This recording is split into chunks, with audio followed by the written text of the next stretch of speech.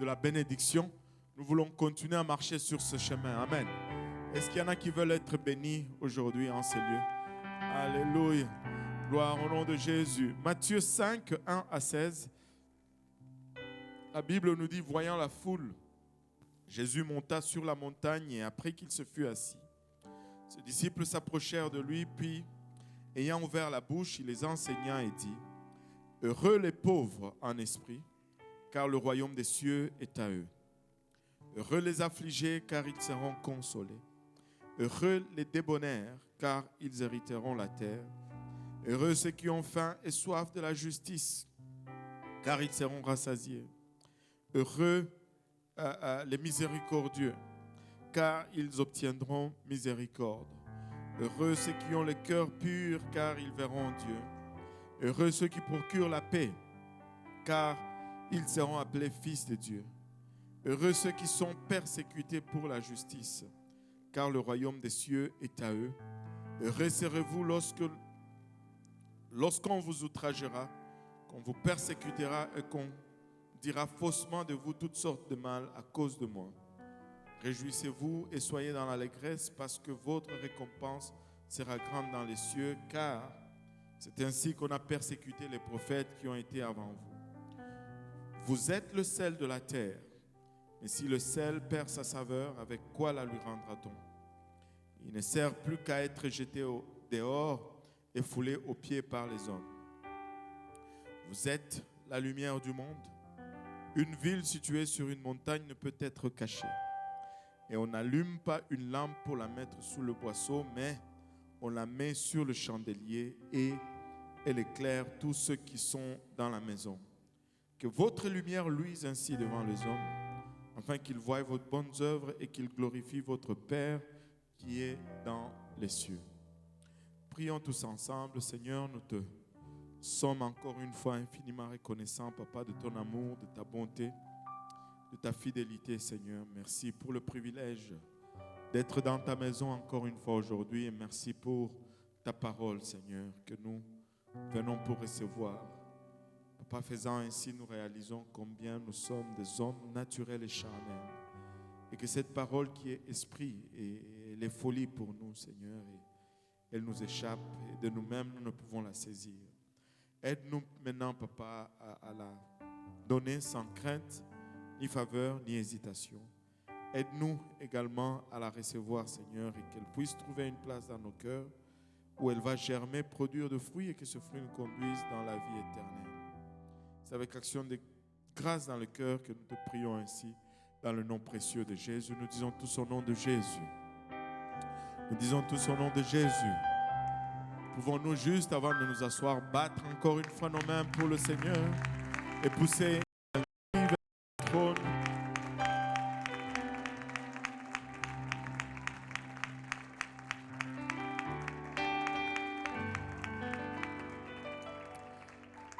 Et vous pouvez vous asseoir. Nous aimons les bénédictions, n'est-ce pas? Alléluia. Nous aimons les bénédictions. Et si je demandais qui veut être béni, ici en ces lieux, sûr que toutes les mains vont monter. Mais chaque main qui va monter va avoir son concept ou sa compréhension de la bénédiction. Et la bénédiction va être différente dépendamment de nos besoins, de notre situation, de jusqu'où nous en sommes dans notre vie. Et des fois, juste une bonne santé est une bénédiction. Amen. Il y en a qui regardent juste être en santé comme une bénédiction. Quand tu es souvent malade et que tu réalises que juste ta santé, c'est ta bénédiction. Et d'autres ne sont pas malades souvent. Ils oublient que le fait d'être en santé, c'est une bénédiction. Quand on va leur parler de bénédiction, ils vont peut-être demander l'argent, ils vont peut-être demander le travail et autre chose. Mais des fois, c'est la bénédiction, c'est juste le mariage. Il y en a qui cherchent une femme qui ne trouvent pas. Il y en a d'autres, c'est la femme qui les cherche, mais ils ne les trouvent pas. Mais dans les deux cas, tu peux être à une place où ta bénédiction serait juste le mariage. Mais pour d'autres, c'est juste de l'amitié. Amen. Et juste avoir un ami. Parce que tu es seul, la solitude te frappe et tu aimerais avoir quelqu'un à qui parler.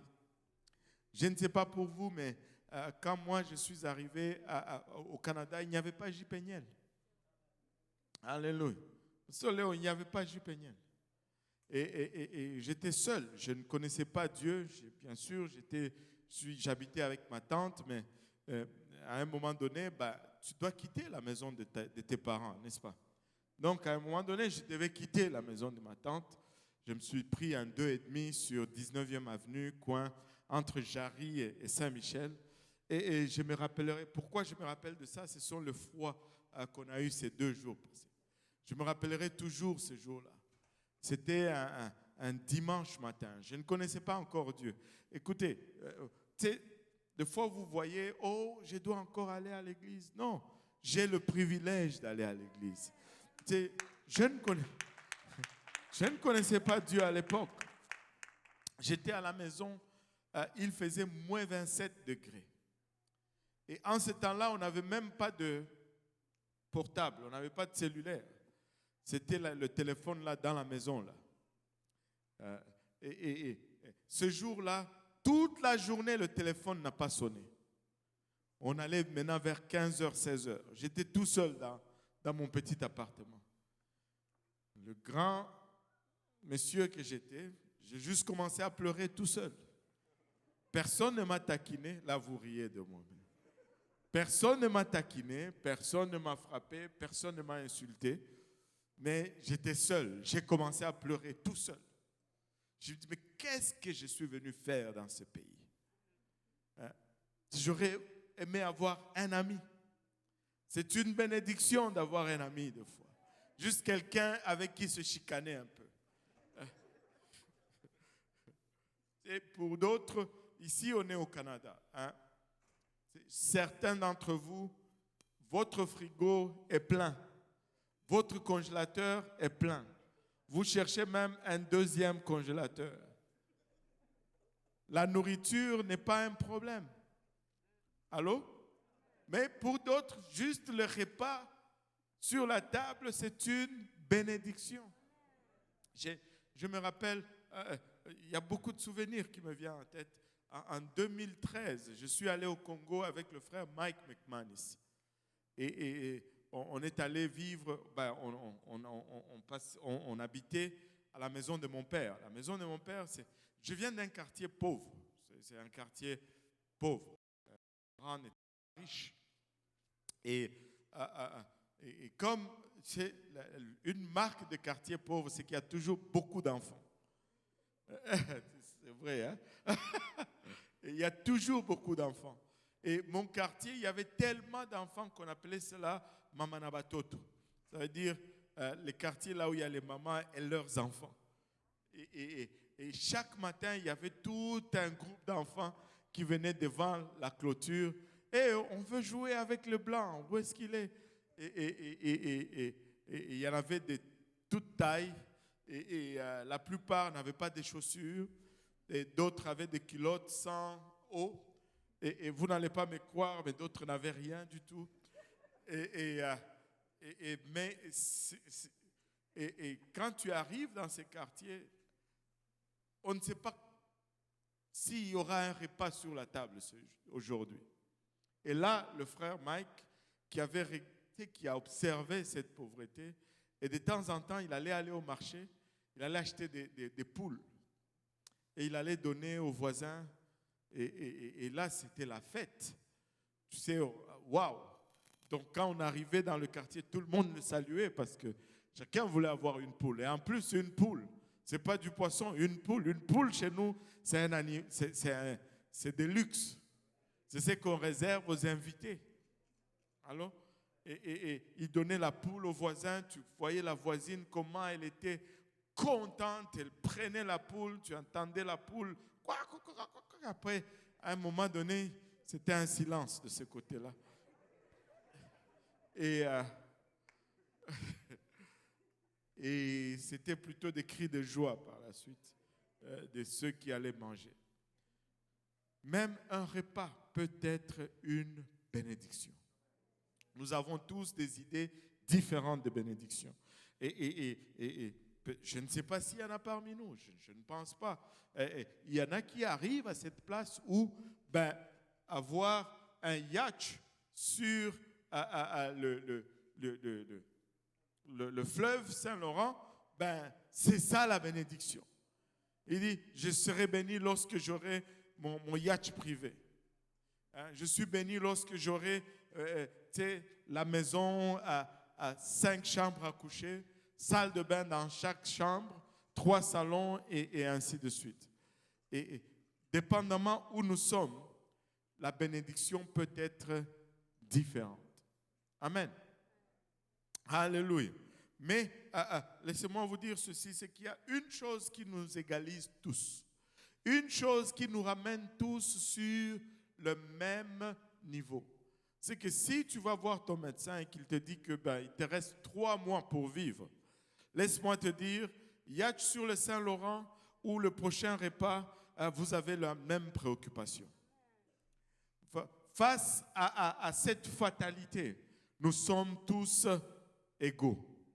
Et c'est pourquoi vraiment la plus grande des bénédictions, c'est le salut. Si ce n'est pas le salut, je ne sais pas ce que ça serait. La vraie bénédiction, la plus grande bénédiction de tous, c'est d'être sauvé parce que c'est la seule chose, alléluia, qui nous permet de faire face à cet égalisateur avec assurance. La vie ici-bas est temporaire. Nous-mêmes, nous sommes temporaires. Tout ce que nous possédons est temporaire. Les véhicules s'usent et passent de mode. Les vêtements, même ces vêtements que tu as tant désirés, après un temps, ça va être démodé. Et tu vas vouloir d'autres. Tout ce que nous voyons est temporaire. Et tout ce qui est éternel est invisible. Et cette vie passe et tout ce que nous possédons va passer. Mais nous serons tous appelés à passer l'éternité, soit dans la présence de Dieu en paix, ou soit dans le tourment éternel, loin de Dieu. Et la plus grande bénédiction de notre vie va être de connaître le Seigneur Jésus-Christ, de réaliser que nous sommes pécheurs et qu'il a payé le prix pour nous, et d'obéir à son évangile, alléluia, de se repentir de ses péchés, de se faire baptiser au nom de Jésus-Christ pour le pardon de ses péchés et de recevoir le don du Saint-Esprit avec l'évidence de parler en langue et de mener une vie de sanctification pour lui. Tout à l'heure, je pense qu'il y a 2 personnes de Saint-Michel qui vont se faire baptiser au nom de Jésus-Christ. Il y en a une qui a été remplie du Saint-Esprit avec l'évidence de parler en langue. Ça, c'est la vie éternelle. Ce sont les seules choses qui vont aller au-delà de la tombe. Tout ce que nous possédons va rester ici. Eh bien, vu que nous avons tous une diversité d'idées ou de concepts concernant la bénédiction, voyons ce que le Seigneur a dit. Quand nous regardons l'enseignement sur la bénédiction du Seigneur, son enseignement est en contraste avec notre concept. Totalement opposé de ce que nous avons conçu comme bénédiction. Il dit, heureux les pauvres. Nous n'associons pas la pauvreté à la bénédiction. Heureux ceux qui pleurent. Nous n'associons pas le pleur à la bénédiction. Et son idée de la bénédiction est drastiquement opposée à l'idée humaine de la bénédiction. Et dans ce sermon sur la montagne, on appelle le passage que nous avons lu, le sermon sur la montagne. C'est le tout premier message que le Seigneur va donner lorsqu'il commence son ministère.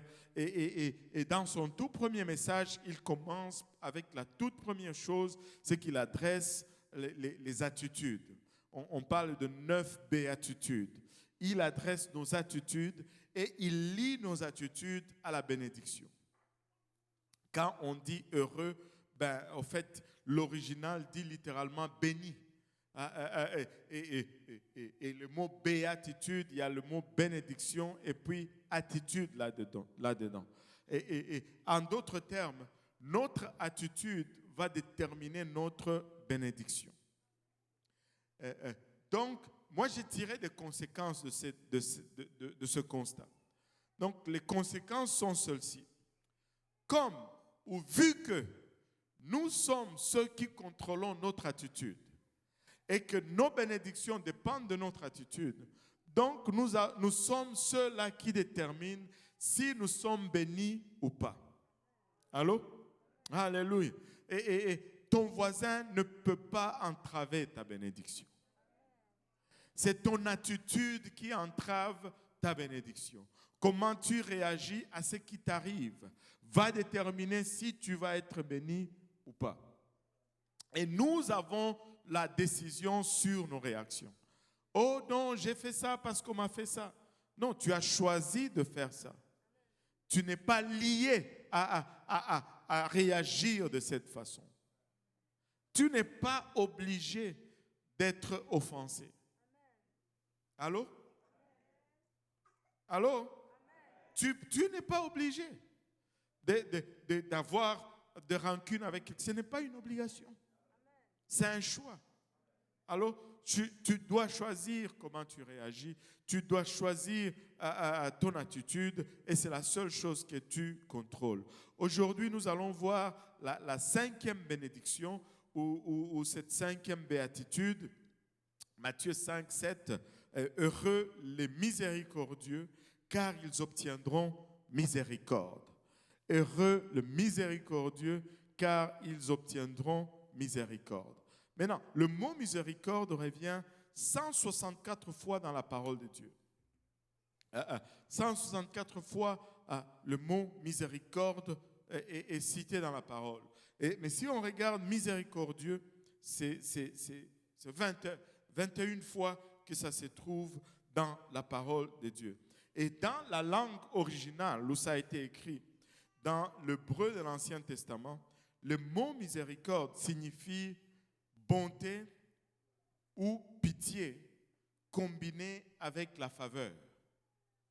La bonté ou la pitié ou la compassion combinée avec la faveur. Et dans le Nouveau Testament, le mot signifie tout simplement compassion en parole et en action. Compassion en parole et en action. Et Jésus prononce une bénédiction. Jésus déclare qu'il y a une bénédiction pour ceux qui font preuve de la miséricorde. Et ce n'est pas une surprise que le Seigneur ait inséré ceci dans son premier sermon. Parce que s'il y a une chose pour laquelle nous sommes difficiles à faire, c'est d'accorder miséricorde. Tous nous réclamons miséricorde.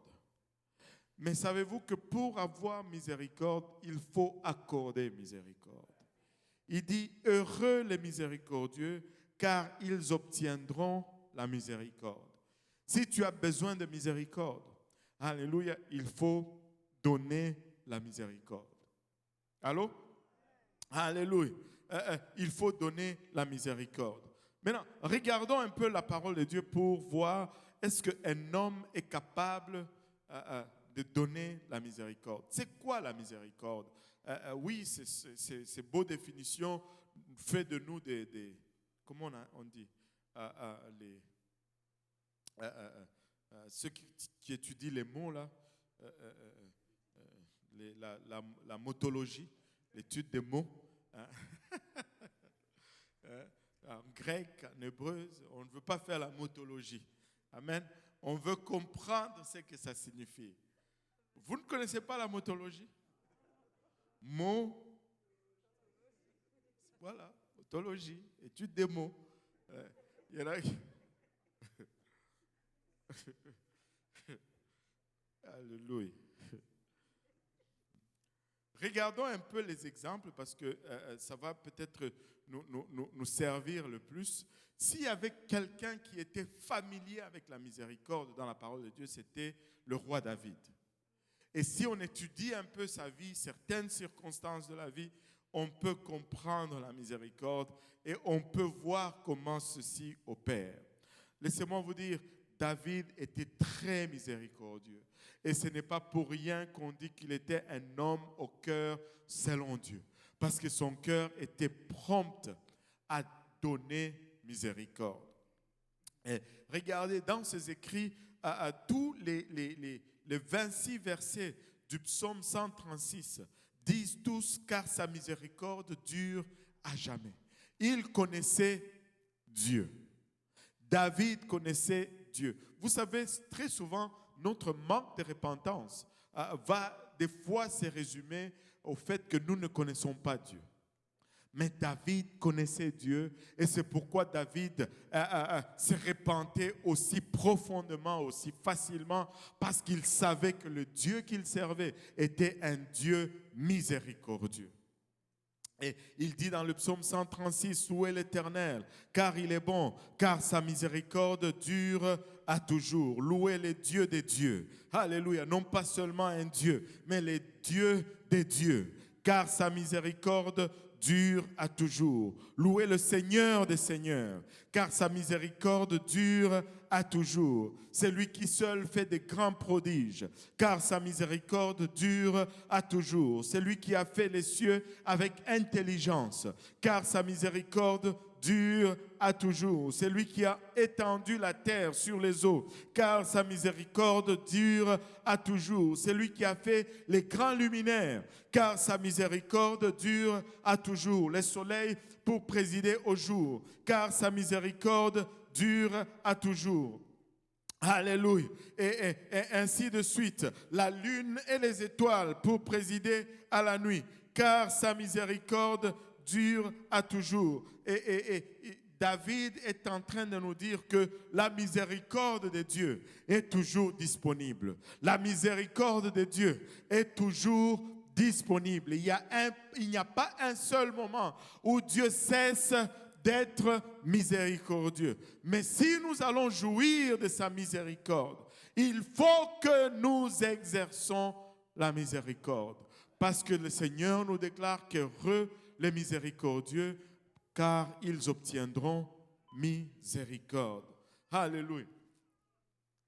Quand on regarde la vie de David, on ne peut pas s'empêcher que de le comparer à son prédécesseur, le roi Saül.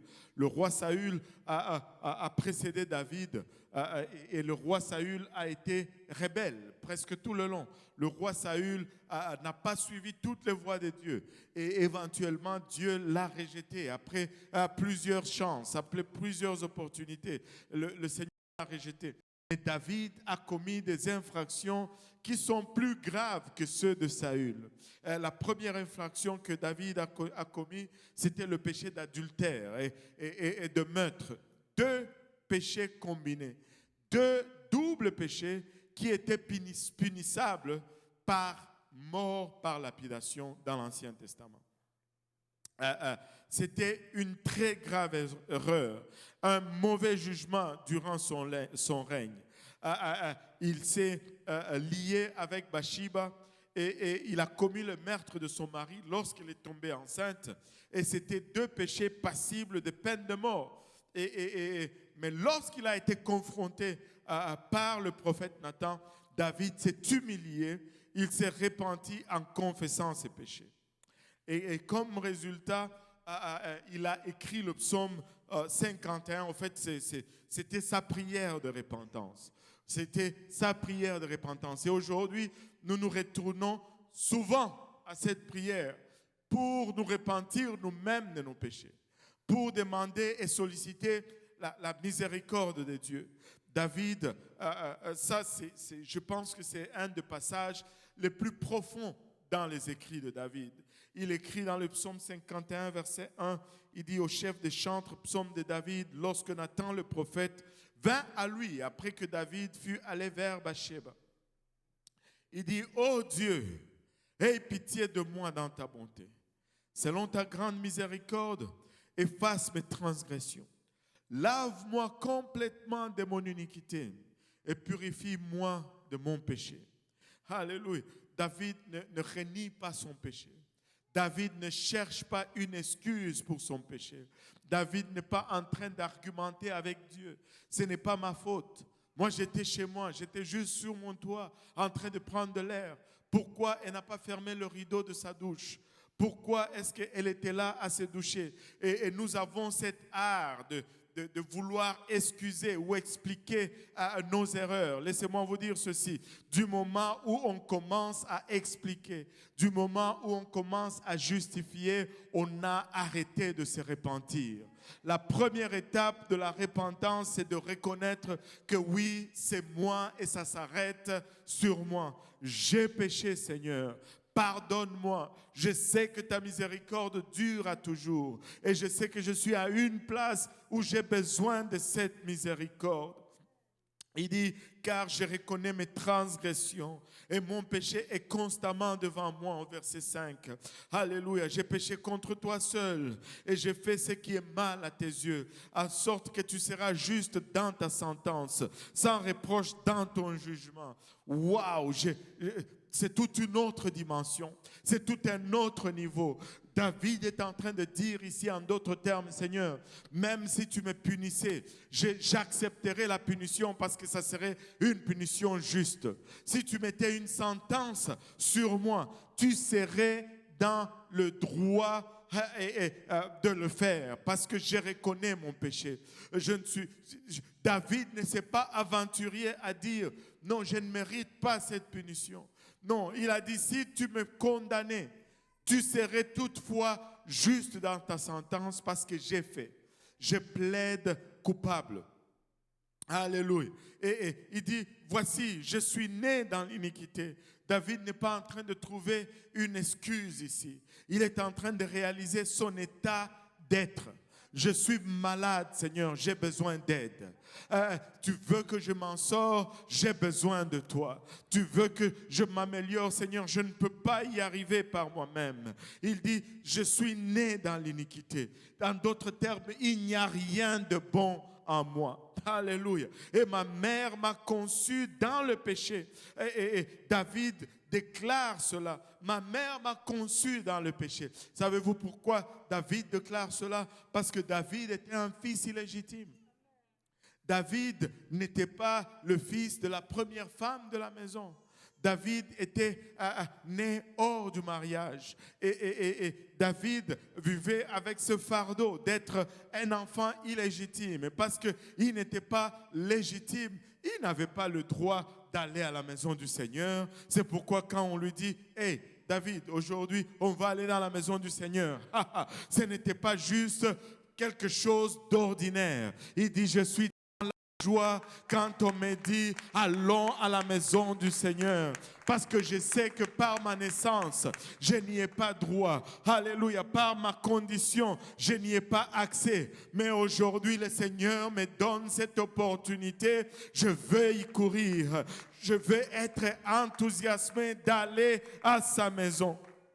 Il dit, ma mère m'a conçu dans le péché. Alléluia. Mais cela n'est pas ton désir, Seigneur. Il dit, mais tu veux que la vérité soit au fond du cœur. Alléluia. Oui, tu es peut-être dans une situation qui n'est peut-être pas de ta faute. Ce n'était pas de la faute de David qu'il naisse hors mariage. Mais c'est là où il était. Il reconnaît que ce n'est pas la volonté de Dieu. Il y a des choses qui nous arrivent. Nous blâmons Dieu. Il y a de ces choses qui vont nous arriver et nous allons blâmer le Seigneur. Laissez-moi vous dire, la volonté de Dieu peut être autre. Et tu te retrouves dans une situation qui n'est pas la volonté du Seigneur. Elle n'est pas belle, mais elle n'est pas la volonté du Seigneur. Ce n'est pas ça ta volonté non plus, mais ce n'est pas la volonté du Seigneur. Ce que le Seigneur veut, c'est que la vérité soit au fond du cœur. Alléluia. Ce que le Seigneur veut, c'est que tu marches dans ses voies. Et il dit, fais donc pénétrer la sagesse au-dedans de moi. Seigneur, oui, cette situation est là, mais ce n'est pas ta volonté, Seigneur. Tu peux la changer. Tu peux la changer. Fais pénétrer donc la sagesse au-dedans de moi. Purifie-moi avec l'hysope et je serai pur. Lave-moi et je serai plus blanc que la neige. Annonce-moi l'allégresse et la joie et les eaux que tu as brisées se réjouiront. Détourne ton regard de mes péchés et efface toutes mes iniquités. Seigneur, alléluia, je sais que si tu me regardes, oh, tu vas voir mes péchés. Si tu me regardes, oh, tu ne vas pas manquer de voir mes péchés. Seigneur, je me rappelle, alléluia, que lorsque tu es allé au calvaire, tu as versé de ton sang. C'était pour la couverture de ces péchés. C'était pour la purification de ces péchés. Regarde donc moi au travers de ton sang, Seigneur. Ne me regarde pas comme je suis, Seigneur. Regarde-moi, alléluia, au travers de ta miséricorde. David plaide, il dit, regarde-moi au travers de ta miséricorde. Ne t'arrête pas sur mes péchés, Seigneur. Détourne ton regard de mes péchés. Efface toutes mes iniquités. Oh Dieu, regardez ceci. Il dit, oh Dieu, crée en moi un cœur pur. Crée en moi un cœur pur. Ce n'est pas un choix juste hasardeux de mots. C'est un choix délibéré et précis. David est en train de dire au Seigneur, n'essaye même pas de réparer mon cœur. Juste crée un autre cœur. Quand on dit créer, c'est-à-dire on est en train de faire quelque chose de tout nouveau à partir de rien. Il dit, Seigneur, ne t'appuie pas sur mon cœur. Tout ce qu'il y a là-dedans, arrache. Je veux un autre cœur. Crée en moi un cœur pur, ô Dieu, et renouvelle en moi un esprit bien disposé. Alléluia. Il dit, ne me rejette pas loin de ta face. Ne me retire pas ton Esprit Saint.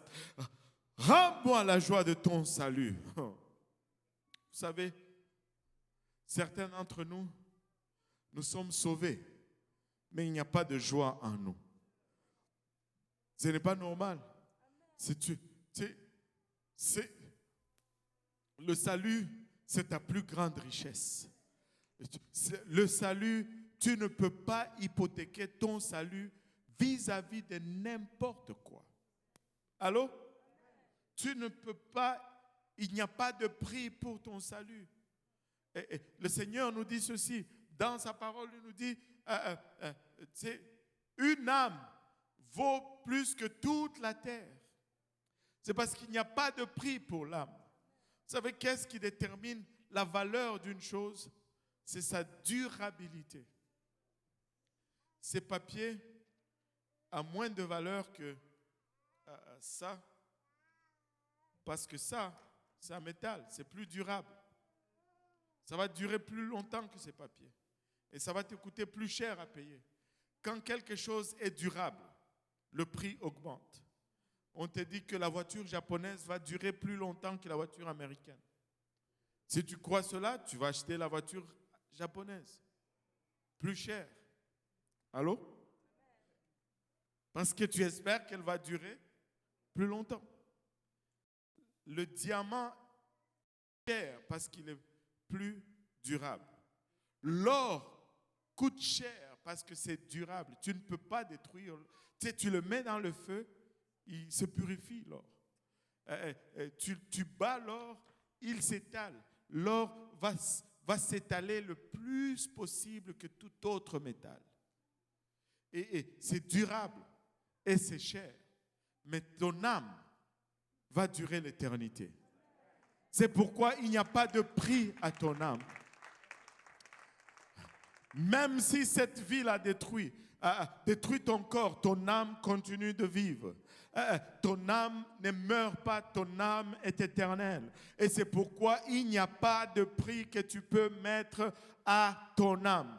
Toute la terre passera, mais ton âme va rester éternelle. Et c'est pourquoi toute la terre n'est pas assez pour payer le prix de ton âme. Et toi, tu veux hypothéquer ton salut pour un travail. Même pas pour toute la terre. Même pas pour une compagnie, pour un travail. On ne te donne même pas la compagnie, juste un travail. Non. Mais non, ça ne marche pas. Alléluia. Et ne me rejette pas loin de ta face, ne me retire pas ton Esprit Saint.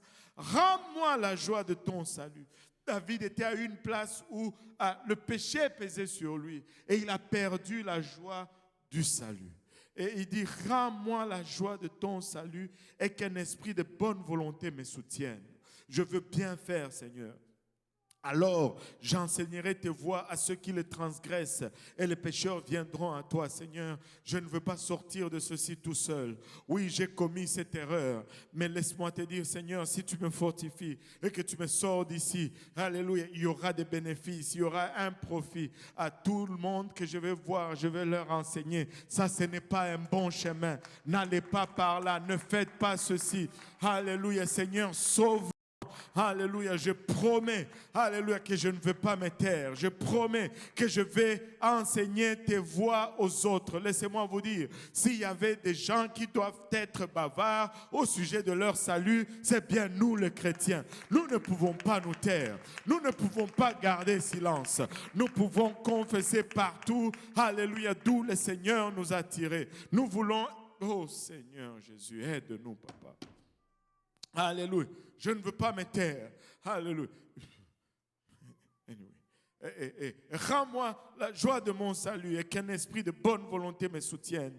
J'enseignerai tes voies à ceux qui les transgressent et les pécheurs reviendront à toi. Oh Dieu, Dieu de mon salut, délivre-moi du sang versé et ma langue célébrera ta miséricorde. Et ma langue célébrera ta miséricorde. Seigneur, ouvre mes lèvres et ma bouche publiera ta louange. Écoute, quand Dieu pardonne tes péchés, tu ne restes pas indifférent. La raison pourquoi nous dansons, la raison pourquoi nous louons, la raison pourquoi nous crions, la raison, alléluia, pourquoi nous venons dans ces lieux parfumés, mais nous sortons de ces lieux transpirants. Nous venons de ces lieux bien coiffés, mais nous sortons d'ici décoiffés et défaits parce que nous voulons célébrer ces louanges, parce qu'il nous a sauvés. Oh Seigneur Jésus, alléluia. Je célébrerai ta miséricorde. Nous avons une raison de célébrer. Nous avons une raison, alléluia, de célébrer. Alléluia, Seigneur, ouvre mes lèvres et ma bouche publiera ta louange. Là, ma bouche ne publiera pas tes complaintes. Là, ma bouche publiera tes louanges. Parce que je suis sauvé, je le loue. Parce que je suis sauvé, je proclame et je célèbre sa miséricorde. Hey, j'étais en route vers l'enfer. J'étais perdu, alléluia, dans le désespoir total. Il m'a trouvé dans ma fosse. Il s'est penché, il m'a tiré de cette boue. Il m'a mis le pied sur le rocher solide. Et aujourd'hui, je peux, alléluia, danser en son honneur.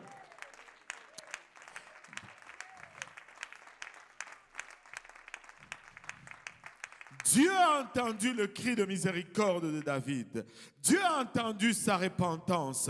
Dieu a pardonné son péché. Et si tu cries à Dieu, Dieu va entendre le cri de ta repentance. Si tu cries à Dieu, Dieu va entendre ta demande de miséricorde. Et si tu demandes pardon, Dieu est fidèle et juste pour le pardonner. Il y a quelque chose qui m'émerveille. Il y a quelque chose qui m'éblouit complètement. C'est dans Samuel, je pense,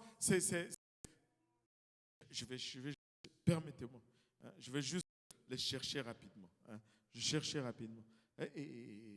Seigneur Jésus, waouh!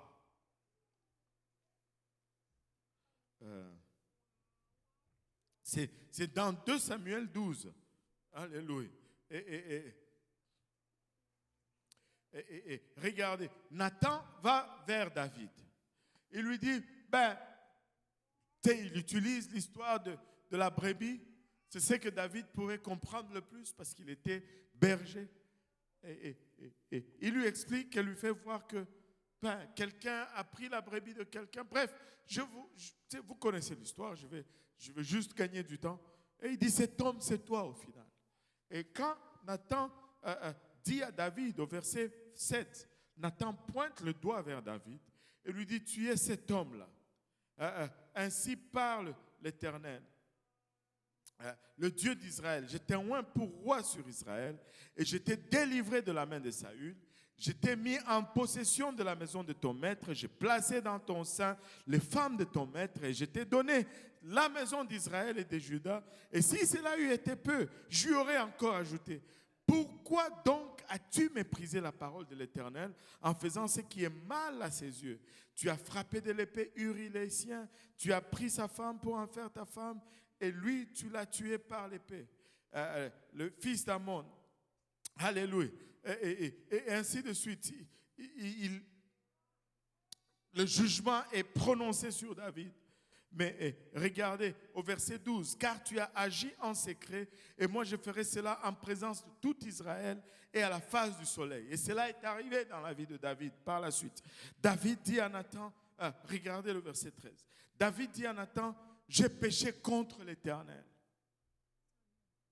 J'ai péché contre l'Éternel. Je reconnais que c'est moi. Mais dans le même verset, pas un verset plus loin, pas deux versets plus loin, dans le même verset, et Nathan dit à David, l'Éternel pardonne ton péché, tu ne mourras point. Dans le même verset. Nathan n'avait même pas le temps de passer au prochain verset que Dieu avait déjà pardonné. Waouh! Et toi, pour pardonner ta sœur, ça prend des années. On a lu la Bible 3 fois déjà. Tu n'as pas encore pardonné. On a fait Genèse, Apocalypse 3 fois. Tu n'as pas encore pardonné. Dieu, dans le même verset, pape, c'est réglé. Tu es à l'image de qui? Tu es à quelle image? Parce que pour Dieu, c'est le même verset. Allô? Et si nous sommes à l'image de Dieu, ça va être dans le même verset. Je fais du sens quand même. Je ne suis pas... Alléluia. Il ne faut pas attendre que tu aies fini toute la charte de l'année dans le même verset. Alléluia. Non, je suis encore dans Exode. J'arrive. Non, non, non. Dans le même verset. Seigneur, aide-nous. Aide-nous. Il y a quelques-uns qui l'ont compris quand même. Alléluia. Dans le même verset. Pourquoi est-ce que quand on parle de pardon, ça devient si serré? Le feu, hein? Vous savez quoi? Regardez. Ne vous trompez pas là-dessus. Si nous ne pardonnons pas, nous n'allons pas être pardonnés. Nous devions être contents quand on parle du pardon. Quand on parle de la miséricorde, on devait être les gens les plus excités. Oh Seigneur, comprenons une chose. Si nous allons l'avoir, c'est que nous allons le donner. Si nous ne le donnons pas, nous n'allons pas le recevoir. Nous n'allons pas le recevoir. Le même verset, même pas plus loin, le même verset. Dieu a entendu le cri de miséricorde et sa prière. Oui, les conséquences n'ont pas été effacées. Mais, alléluia, le pardon était acquis. Oui, il a eu à payer. Le fils est mort. Il a eu à payer. Il y a eu l'épée dans sa maison. Il a eu à payer. Il y a eu trahison de son propre fils. Il y a eu plein de choses. Mais, alléluia, le pardon était acquis. La miséricorde était accordée. Écoutez, soyons promptes à donner miséricorde parce que nous voulons recevoir miséricorde de notre part.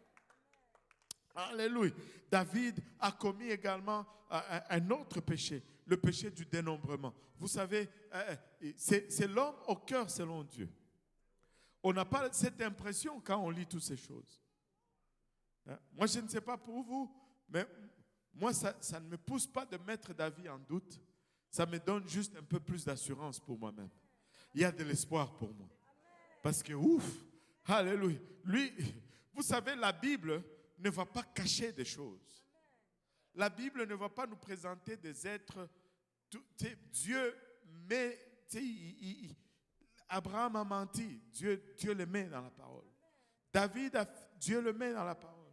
Ce n'est pas pour que nous le regardons comme des riens, mais c'est parce que lorsque nous le regardons et que nous voyons là où nous sommes, nous nous disons, il y a de l'espoir. Si Dieu avait caché cela, on allait se dire, mais je ne peux pas vivre ça. Je ne peux pas y arriver. Regarde ceux qui vivent ça. Il n'y a rien, c'est clean dans leur vie. Laissez-moi vous dire, ils étaient des hommes de même nature que nous. Il y a de l'espoir, il y a de l'espoir, il y a de l'espoir. Encore davantage aujourd'hui, alléluia. Et ils devaient lutter eux-mêmes, mais nous avons Christ en nous qui nous aide. Alléluia. Nous pouvons y arriver. Nous pouvons le faire. Dans 1 Chronique 21, 1 Chronique 21, le premier au troisième verset, la Bible nous dit, Satan se leva contre Israël et il excita David à faire le dénombrement d'Israël. Et David dit à Joab et aux chefs du peuple, allez, faites le dénombrement d'Israël depuis Beersheba jusqu'à Dan et rapportez-le moi afin que je sache à combien il s'élève. Joab répondit que l'Éternel rend son peuple 100 fois plus nombreux au roi. Mon Seigneur, ne sont-ils pas tous serviteurs de mon Seigneur? Mais pourquoi mon Seigneur demande-t-il cela? Pourquoi faire ainsi pécher Israël? Et Dieu avait dit à Israël, vous n'allez pas faire de recensement. Vous n'allez pas compter combien vous êtes.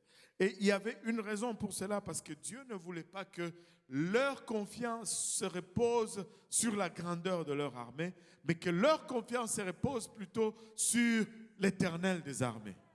Alléluia. Et là, pour cela, tu ne vas jamais compter le nombre de soldats que tu as. Et que tu aies 100, que tu aies 1000, c'est pareil si tu as Dieu. Alléluia. N'a-t-il pas délivré des Madianites avec 300 quelques soldats seulement? Alléluia. Et vous savez, des fois nous nous embrouillons avec des techniques, des pensées, des calculs. Dieu reste Dieu. Si nous avons Dieu, nous avons tout ce dont nous avons besoin. David était excité maintenant à faire le recensement. Et il a envoyé les gens, ces hommes faire le recensement. Cette action a eu des conséquences. Ça a déplu à Dieu. Et regardez dans 1 Chronique 21, le verset 7 au verset 13. Alléluia. Cet ordre déplut à Dieu qui frappa Israël. Et David dit à Dieu, j'ai commis un grand péché en faisant cela. Maintenant, daigne pardonner l'iniquité de ton serviteur, car j'ai complètement agi en insensé. Vous savez, David n'argumentait pas en ce qui concerne son état de pécheur. Et dès qu'on lui disait, poup, regarde, oh Seigneur, oui, je l'ai fait, mais pardonne-moi. Tu sais, on cherche toujours à avoir raison. On cherche toujours à se justifier. Laissez-moi vous dire ceci. Avoir raison, ce n'est pas assez. Il faut bien faire. Tu peux avoir raison comme tu veux, mais si tu ne fais pas bien, les résultats vont être mauvais quand même. Mais même si tu n'as pas raison, mais si tu fais bien, l'issue sera bonne. Très souvent, on se perd à chercher toujours à avoir raison. Ce n'est pas ça notre but. Notre but, c'est de bien faire. Et le reste, Dieu va prendre soin. Maintenant, il dit, j'ai commis ces grands péchés. L'Éternel adressa ainsi la parole à Gad, le voyant de David. Va dire à David, ainsi parle l'Éternel. Je te propose 3 fléaux. Choisis-en un et je t'en frapperai. Oh là là. Vous vous rappelez de ce temps-là où on était petit? Tes parents te disent, choisis le fouet puis je vais te chicoter avec. Toi, souvent, tu vas choisir le plus petit, mais c'est le plus mordant de tous. Il pénètre même les tissus des jeans jusqu'à la peau. Et Dieu lui dit, choisis. Choisis-en un et je t'en frapperai. Waouh! Gad alla vers David et lui dit, ainsi parle l'Éternel. Accepte ou 3 années de famine, ou 3 mois pendant lesquels tu seras détruit par tes adversaires et atteint par l'épée de tes ennemis, ou 3 jours pendant lesquels l'épée de l'Éternel et la peste seront dans le pays, et l'ange de l'Éternel portera la destruction dans tous les territoires d'Israël. Voici maintenant ce que je dois répondre. Vois maintenant ce que je dois répondre à celui qui m'envoie. Ouh là là. Hein, tu commences à te gratter toi-même. Là. Tu ne sais plus qu'est-ce que tu dois faire. Choisis, ou soit les ennemis nous envahissent, choisis, ou soit, c'est quoi l'autre chose? La famine, ou soit c'est la COVID-19, la COVID-20. Je ne sais pas. Tu ne sais plus quoi choisir. Il dit, dis-moi qu'est-ce que je dois dire à celui qui m'a envoyé. Regardez la réponse de David au verset 13. David répondit à Gad, je suis dans une grande angoisse. Moi là, je suis fini, je suis perdu. Oh, en tout cas, que je tombe entre les mains de l'Éternel. Car ses compassions sont immenses. Seigneur Jésus, que je ne tombe pas entre les mains des hommes, que je ne tombe pas entre les mains de mes adversaires, que je ne tombe même pas entre les mains de mes amis, parce que des fois les amis sont encore plus durs que mes adversaires. Seigneur, que je tombe entre tes mains, parce que je sais, alléluia, que tes compassions sont immenses. Je sais que ta miséricorde dure à toujours, que je tombe entre tes mains. Au moins là, alléluia, je peux avoir accès à ta miséricorde. David avait compris par expérience que Dieu était plus miséricordieux que n'importe quel homme. N'importe quel homme. Alléluia. Que je tombe entre tes mains. Que toi tu me punisses, Seigneur. Parce que je sais que là, quand je vais plaider pour la miséricorde, il va m'entendre. Écoute, alléluia, nous devons savoir comment aller vers Dieu et juste demander pardon. Nous sommes tous faillibles, nous avons failli un jour ou l'autre, mais reconnaissons nos endroits où nous sommes tombés et tombons devant. Mais si on ne reconnaît pas, c'est impossible d'avoir le pardon de Dieu. Tu sais, les gens vont souvent, tu sais, des fois, on te raconte une situation. Tu te demandes, mais si toutes ces comédies étaient vraies, comment est-ce que cette personne se retrouve dans tant de problèmes? Parce que quand on raconte, on veut toujours justifier. On veut toujours montrer à quel point nous, on était corrects. Mais si on était si corrects que ça, on serait vraiment là? Je ne sais pas. Je ne sais pas, ça ne marche pas. Ça ne marche pas. Et on doit arriver à cette place où on prend la responsabilité. On se dit, voici Seigneur, j'ai failli, mais aide-moi. J'ai besoin d'aide. J'ai besoin d'aide, Seigneur. J'ai besoin de ton pardon. J'ai besoin de ta miséricorde, Papa. Ne me délaisse pas, ne m'abandonne pas, Seigneur. Tu sais, on a regardé dans le Nouveau Testament, alors qu'on est sous la loi, la miséricorde de Dieu durait à toujours. Sous la loi, là où on lapidait, la miséricorde de Dieu durait à toujours. Maintenant, dans le Nouveau Testament, Jésus est en train d'enseigner son premier message. C'est son premier message. C'est son tout premier sermon. Tous les théologiens, même ceux qui ne croient pas dans le Seigneur, ils vont te dire que le sermon sur la montagne, c'est le message le plus bouleversant, le plus révolutionnaire qui n'ait jamais été déclaré. Pas révolutionnaire dans le sens qu'on prend les armes et qu'on renverse le gouvernement. Non, ça change les choses, ça change les mentalités, ça change l'ordre qui était établi. Et là, dans ce sermon, il prononce une bénédiction, il déclare une bénédiction pour ceux qui sont miséricordieux, pour ceux qui exercent la miséricorde, pour ceux qui accordent la miséricorde. Il dit que la récompense pour être miséricordieux, c'est que tu vas aussi obtenir la miséricorde. C'est que vous allez donner. vous allez peut-être, vous êtes en position aujourd'hui où vous devez donner miséricorde. Mais si vous donnez miséricorde, vous allez éventuellement vous retrouver à cette place où vous recevez miséricorde. Je ne sais pas pour vous, mais j'ai besoin de miséricorde dans ma vie. Je ne sais pas pour vous, mais j'ai besoin du pardon de Dieu dans ma vie. Je veux que cette parole soit vraie. Sa miséricorde dure à toujours dans ma vie. Et c'est pourquoi je m'exerce et je m'applique. Et nous devons nous exercer, nous appliquer à donner miséricorde tous les jours. Parce que juste un peu de temps, juste quelques minutes, tu vas te retrouver à la place où tu as besoin de recevoir la miséricorde. Alléluia.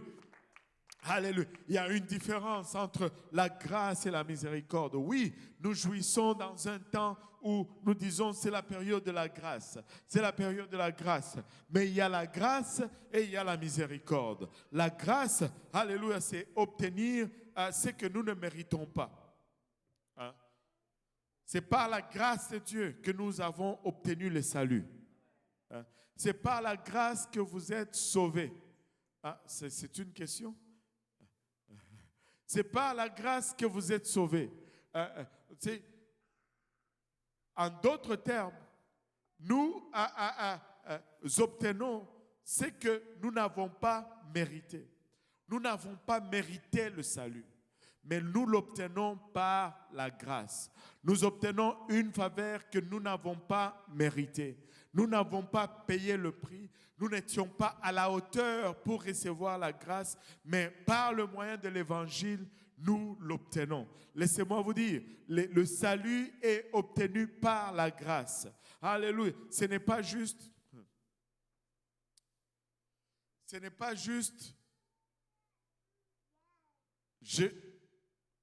Tu n'as rien fait pour mériter la grâce, le salut, mais tu l'obtiens par le moyen de l'évangile.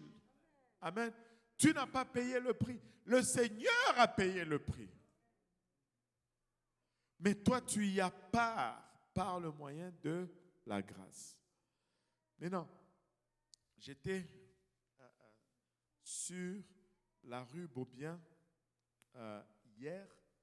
J'allais vers l'église de Beaubien lorsque j'ai reçu un message d'une sœur qui me dit, oui, pasteur, j'étais en train de lire quelque chose. Et j'ai vu quelque chose que tu nous dis toujours, mais c'est dans la Bible. J'ai dit, alléluia. C'est ce que j'essaie toujours de faire. Alléluia. Elle me dit, tu dis toujours, ce n'est pas que nous acceptons Jésus, c'est que Jésus nous accepte. Allô? Allô? Si j'accepte Jésus, c'est bon.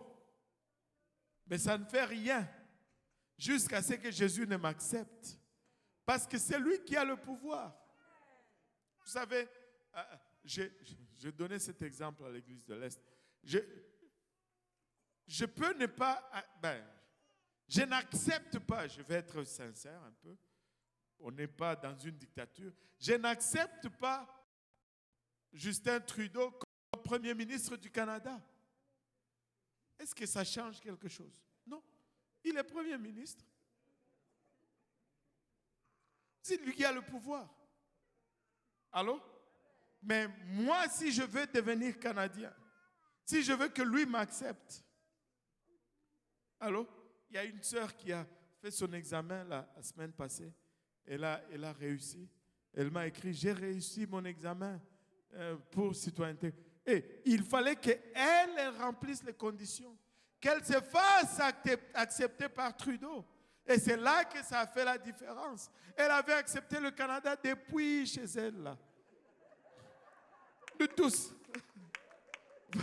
Va demander en Afrique qui n'accepte pas le Canada. Tout le monde accepte le Canada. Ça ne change rien. Jusqu'à ce que le Canada t'accepte.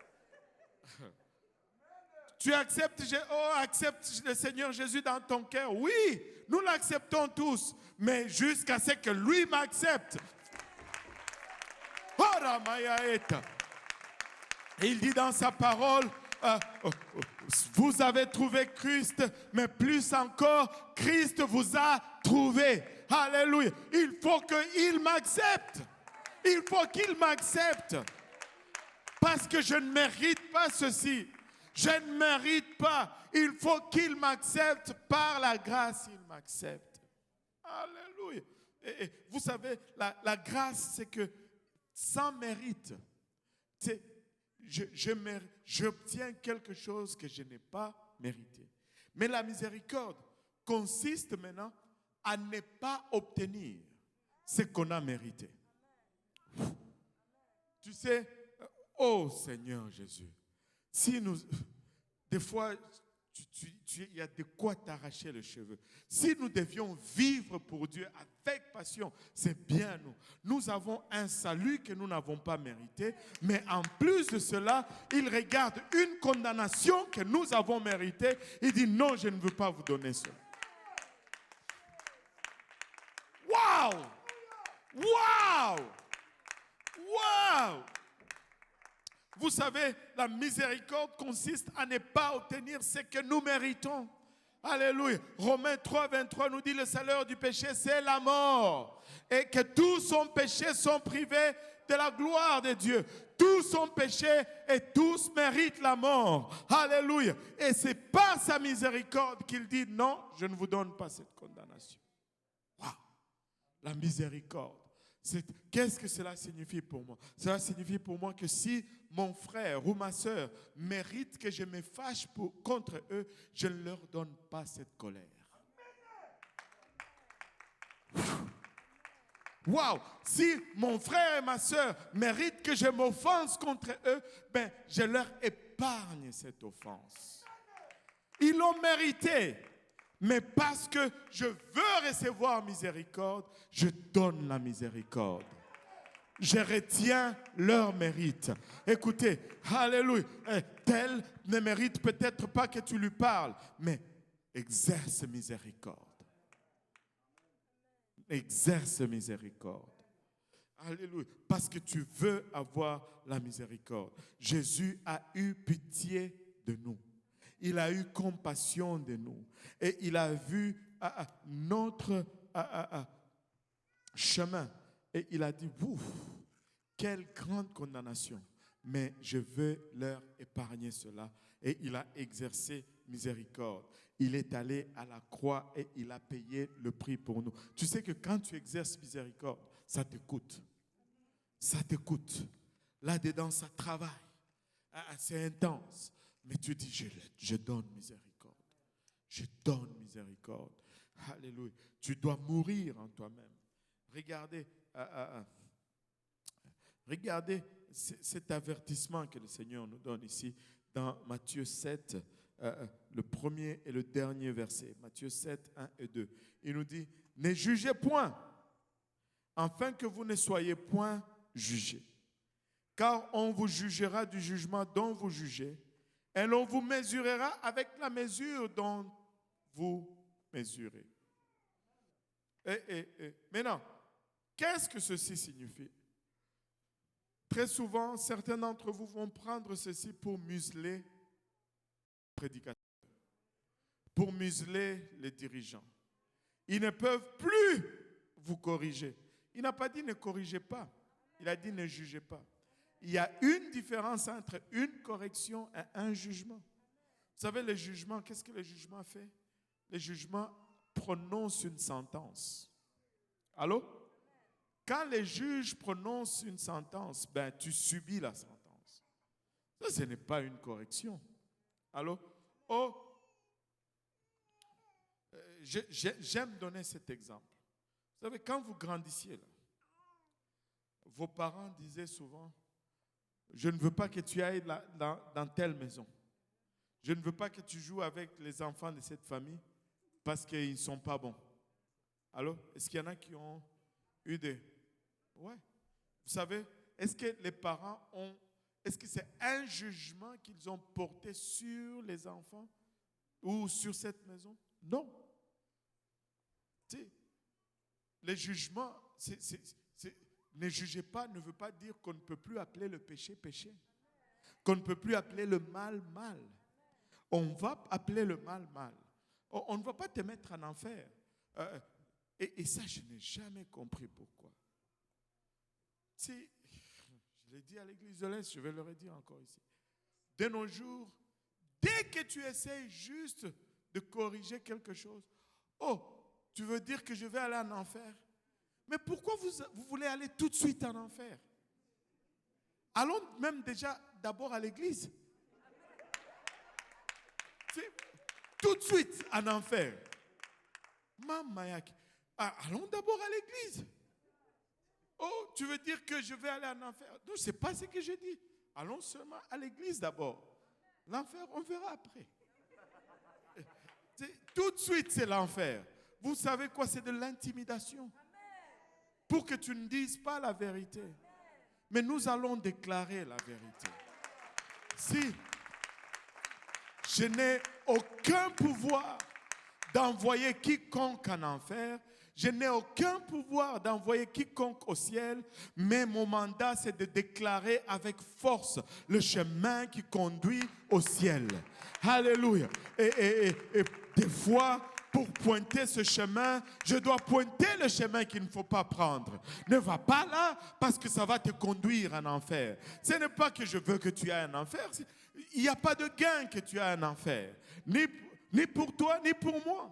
Mais si nous pouvons aller tous au ciel, et l'éternité c'est long. Je veux avoir le plus de gens possible avec qui causer là-bas. Je ne veux pas toujours causer avec le même, c'est trop long. Il faut que nous allons tous au ciel. Comme ça, aujourd'hui, je cause avec lui. Demain, je cause avec l'autre. Après-demain, le temps que je revienne au premier, nous voulons tous aller au ciel. Et tout de suite en enfer. Non, ce n'est pas là le point. On veut aller au ciel. Mais il y a de ces choses qu'on doit appeler comme ils sont. Ne jugez point. Oui, nous n'allons pas juger. Nous n'allons pas juger. Nous allons exercer la miséricorde. Si tu m'offenses et que je t'offense en retour, là j'ai jugé. Allô? Tu m'offenses, je ne te parle plus. Là j'ai jugé. Tu m'insultes, je t'insulte en retour. Je te donne la sentence de ce que... Là, j'ai jugé. Mais si je te dis, écoute, ce que tu fais n'est pas bon. Oh, tu m'as jugé. Tu veux dire que si je fais ça, je vais aller en enfer. Bon. Si tu insistes, peut-être. Mais ce n'est pas mon but. Mon but, c'est que tu changes. Mon but, c'est qu'on s'accorde miséricorde. Écoutez, peuple de Dieu, nous devons être prompts à pardonner. C'est s'il y a quelque chose que nous devons réaliser. Vous n'allez pas sortir d'ici espérant aller au ciel alors que vous avez des rancunes dans le cœur contre les gens, même pas les gens du dehors, vos frères et sœurs qui s'assoient dans l'autre banc ou dans l'autre rangée. Où pensez-vous que vous allez aller avec ça? Il faut arrêter de se mentir soi-même. Il faut arrêter de se mentir. Je dois pardonner. Je dois laisser aller. Je dois juste accorder miséricorde. Parce qu'on va me mesurer avec la même mesure que je mesure. Si vous jugez avec miséricorde, vous obtiendrez la miséricorde. Par contre, si vous jugez sans miséricorde, vous n'allez pas avoir la miséricorde. Tu sais, une des paraboles la plus triste dans la parole de Dieu, c'est la parabole de ce serviteur impitoyable. Et tu sais, il crie devant son maître. Et on lui pardonne une dette de quasiment 15 000 $. Et il sort de là content. Et juste, il tourne le coin, il voit un autre de serviteur qui lui doit 15 $. Et pour les 15 $, il dit, tu vas me payer maintenant ou non? Et il le fait jeter en prison à cause de cela. Mais quand c'est arrivé aux oreilles du maître, il a dit, mais non, ce n'est pas possible. Toi, je t'ai pardonné tellement. Et tu n'arrives pas à pardonner à l'autre. Non. On va réécrire ceci. Prenez-le, jetez-le en prison jusqu'à ce qu'il paye les 15 000 qu'il nous doit. Regardez, jugez avec miséricorde. On obtiendra miséricorde. Si je veux recevoir la miséricorde, je veux juger avec miséricorde. Alléluia. Tu sais, Jérémie, le prophète Jérémie traversait un temps difficile dans sa vie. Je ne suis pas en train de dire que c'est facile, mais tout ce que je vais dire, c'est qu'on doit le faire. On t'a trahi, il faut que tu pardonnes. On a abusé de toi, il faut que tu pardonnes. Il faut que tu laisses aller. Jérémie, s'il y a quelqu'un qui a souffert, c'est Jérémie. Il a même écrit un livre qui s'appelle Lamentation, tellement qu'il a galéré. Et pour n'avoir rien fait de mal, certaines des choses que nous traversons, nous les avons quelque part méritées. Mais Jérémie n'a rien fait de mal. Même des fois, on lui disait de prophétiser, il disait, je ne veux pas dire. On le forçait quand même de dire. Et quand il disait, on le met en prison. Même vous-même. En tout cas. Lamentation 3, verset 8. Il dit, j'ai beau crier, implorer du secours, il ne laisse pas accès à ma prière. C'est, waouh, je suis dans... Il a dit la vérité, il a été jeté dans un trou. Pas dans, la prison, c'était devenu simple. On le jette dans un trou maintenant. Parce que la prison, c'était déjà trop habituel. On le jette dans le trou. Mais il dit, mais ça ne va pas. J'ai pris, mais c'est comme si ça ne va nulle part. Maintenant, que dois-je faire maintenant? Quand c'est tellement dur, quand tu sembles même pas, tu es offensé, mais il n'y a même pas de compassion pour toi. On n'entend même pas tes plaintes. Qu'est-ce que tu dois faire? Regardez ce que Jérémie a fait. Dans le verset 18 de Lamentation 3, il dit, j'ai dit, ma force est perdue. Je n'ai plus d'espérance en l'Éternel.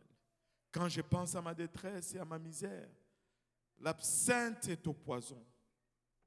Quand mon âme s'en souvient, elle est abattue au-dedans de moi. Voici ce que je veux repasser à mon cœur, ce qui me donnera de l'espérance. Les bontés de l'Éternel ne sont pas épuisées. Ses compassions ne sont pas à leur terme. Les bontés de l'Éternel ne s'épuisent jamais. Arrive encore à cette place. Tombe encore devant sa face. Il y en a de la miséricorde pour ta situation. Il y en a de la miséricorde pour ton cas. Dieu désire pardonner. Dieu désire te restaurer. Alléluia. Elle se renouvelle chaque matin. Elle se renouvelle chaque matin. Oh, que ta fidélité est grande. L'Éternel est mon partage, dit mon âme. C'est pourquoi je veux espérer en lui. L'Éternel a de la bonté pour qui espère en lui, pour l'âme qui le cherche. Oui, des fois, le péché pèse lourd sur toi. Mais laisse-moi te dire, secoue-toi, tombe sur ta face et invoque encore ta miséricorde. Tu n'as pas péché trop loin pour qu'il ne te pardonne pas. Tu ne t'es pas écarté trop loin pour que sa main ne te saisisse pas. Alléluia. Sa miséricorde est nouvelle à chaque matin. Tu sais, peut-être que tu dis, aujourd'hui c'est trop lourd. Demain matin, c'est un autre jour. Pourquoi ne veux-tu pas commencer demain matin avec un autre pardon? Il y a une nouvelle miséricorde demain matin. Peut-être aujourd'hui, ce n'était pas assez. Demain, il y en aura une autre. Il y en aura une autre. Je ne sais pas pour vous, si on peut se lever tous ensemble, je ne sais pas pour vous, mais j'ai besoin de sa miséricorde. J'ai besoin de sa miséricorde. Je désire la miséricorde de Dieu parce que j'ai failli devant lui. Et si, alléluia, nous demandons sa miséricorde, alléluia, il va nous la donner aujourd'hui. Mais si vous avez besoin d'avoir la miséricorde, il faut la donner aux autres. Il faut l'accorder aux autres. Alléluia. Dieu désire verser de sa miséricorde parmi nous aujourd'hui. Est-ce qu'il y en a qui désirent cette miséricorde? Si vous la désirez, je veux vous inviter à venir à l'avant. Les hommes à ma gauche, les dames à ma droite. Alléluia. Dieu n'a pas encore fini avec vous. Dieu est en train de dire, il y a un autre jour au lendemain. Dieu est en train de dire, ma miséricorde se renouvelle à chaque jour. Dieu est en train de dire, alléluia, que mes bontés, alléluia, ne s'épuisent jamais. Les bontés de l'Éternel ne sont pas épuisées. Dieu est en train de dire que ses compassions sont sans terme. Oh Seigneur Jésus,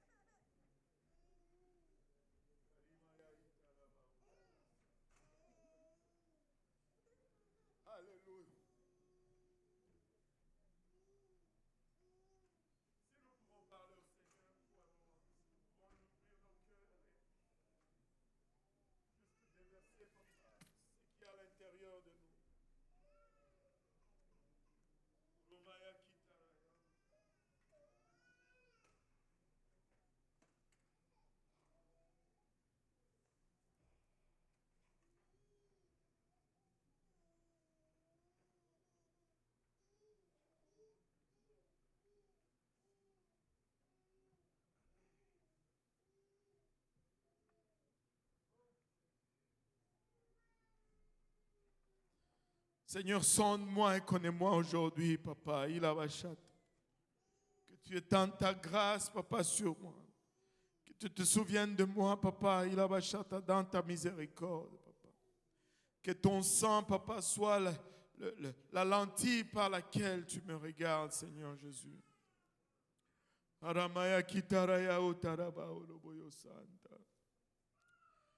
Ikotomanaya etaraba oloboyo santa.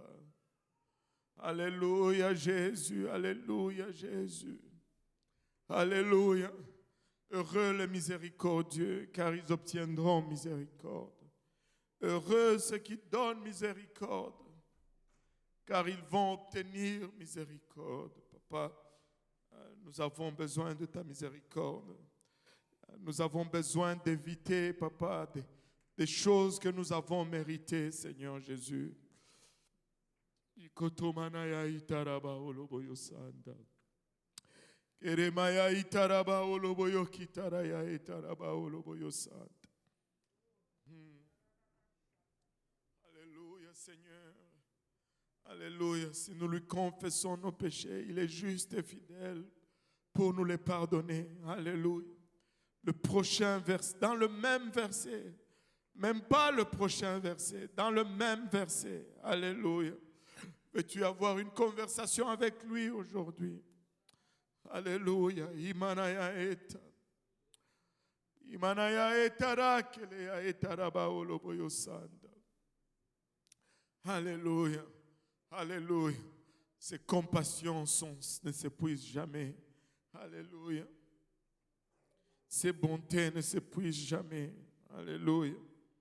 Et à chaque matin, miséricorde se renouvelle. Merci Jésus, merci Jésus, merci Jésus.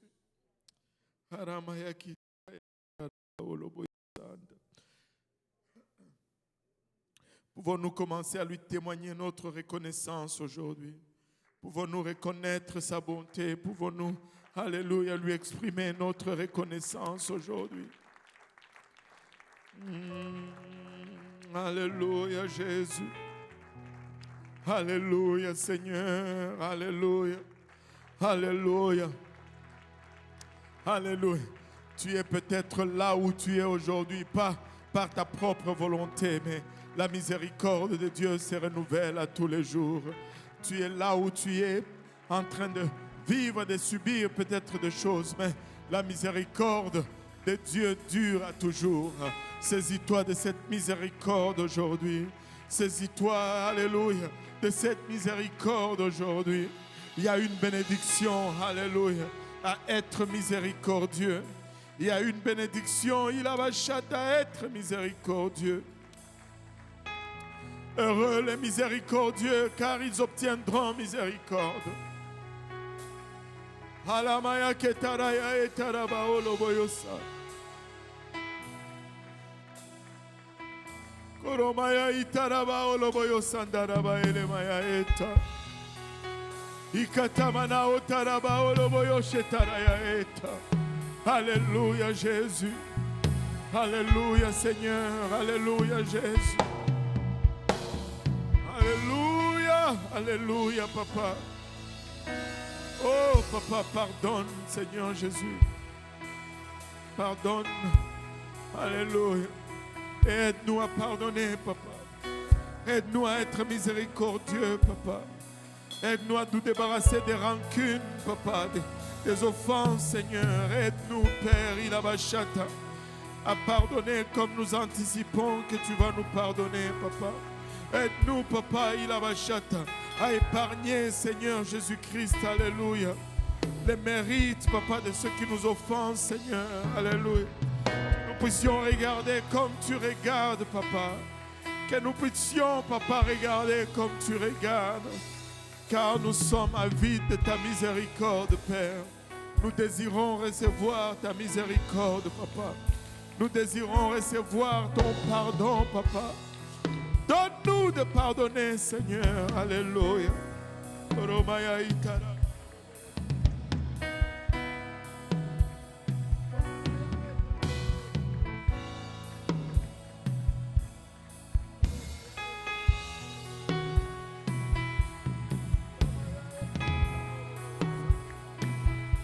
Alléluia, Papa.